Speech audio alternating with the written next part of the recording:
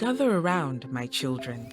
I want to tell you the story of the time I went to the Begho market. It was many years ago. I was then no older than you. It was the second time my uncle brought me there.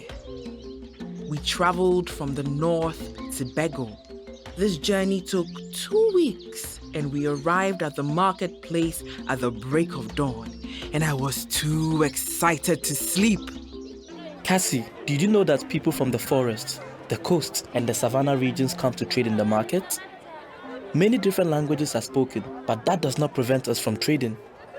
A great variety of goods were sold in different sections of the market.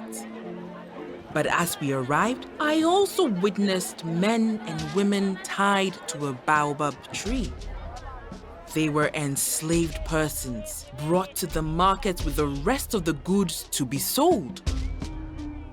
The sound of hammers on anvils told me I had arrived at the Dreamfort Quarter, the Iron Forge section.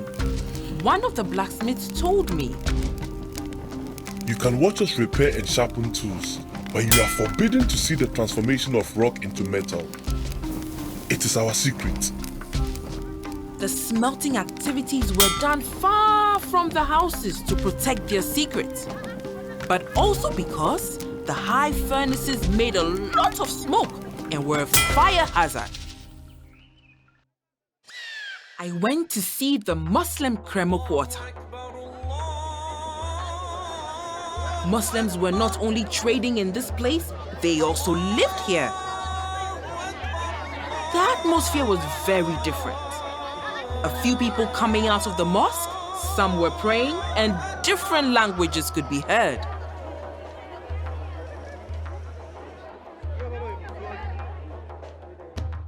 Even the pottery was different here.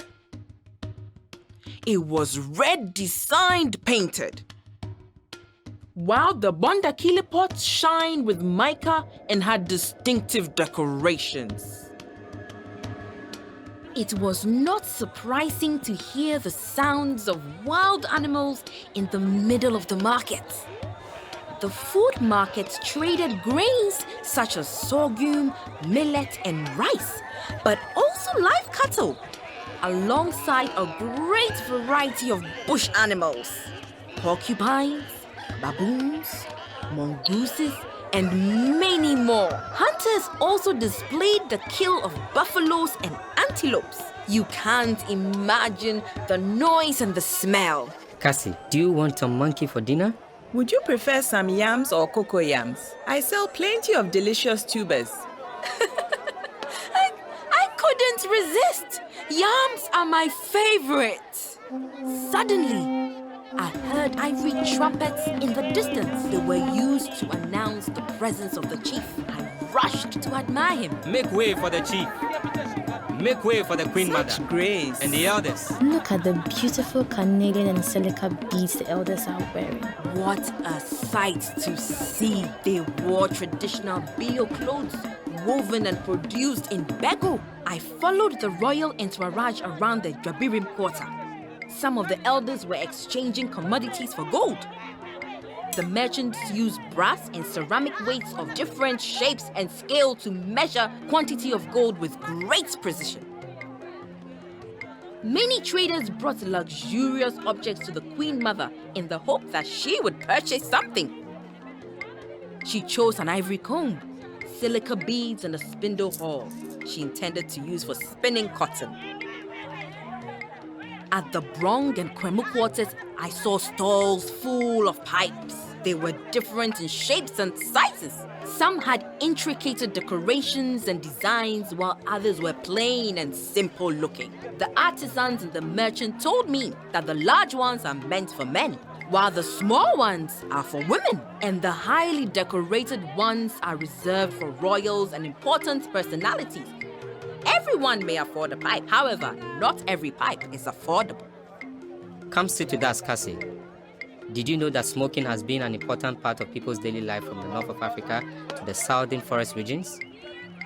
Even before tobacco was introduced to Begho, people used to smoke some local leaves called bonto. Can I try? No, smoking is not for children. Grandma, we also want to visit Begho. I have never seen such a big market. Unfortunately, the market doesn't exist anymore. Begho had gained so much economical value that it attracted the lust of neighboring kingdoms. Around 1722, the Asanti kingdom attacked, destroyed, and rerouted trade away from Begho and in favor of their kingdom. All that is left is my memory, as well as my smoking pipe.